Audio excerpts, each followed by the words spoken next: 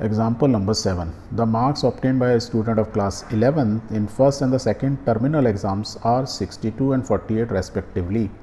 Find the minimum marks he should get in an annual examination to have an average of at least 60 marks. अब एक बच्चा है, उसके ना दो टर्मिनल एग्ज़ाम में मार्क्स आए हैं 62 और 48. अब उसको फाइनल एग्ज़ाम में कितने मार्क्स चाहिए सो दैट कम से कम उसकी ना 60% बन जाए. 60% में फर्स्ट डिवीज़न बन जानी चाहिए. तो सब बच्चे ऐसे ही सोचते हैं ना, मेरी कम से कम फर्स्ट डिवीज़न बन जाए. तो इस केस में फर्स्ट डिवीज़न बोला मोर देन 60% मार्क्स हैं, 60 या 60 से ज़्यादा, तो फर्स्ट डिवीज़न कहलाएगा. सो इसको कैसे सॉल्व करेंगे? Very simple.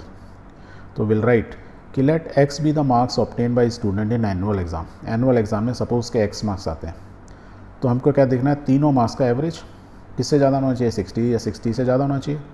So we can say the average marks would be 62 plus 48 plus x final x divided by 3 should be greater than equal to 60. at least 60, कम से कम 60 मीन्स इज इक्वल टू, और उससे ज़्यादा कम से कम 60 तो means greater than equal to 60.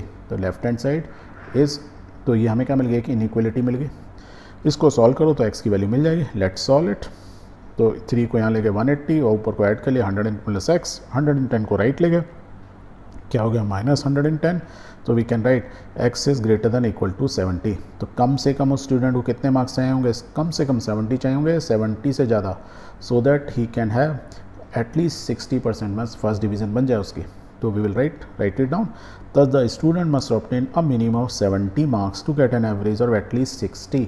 Hence we solve it.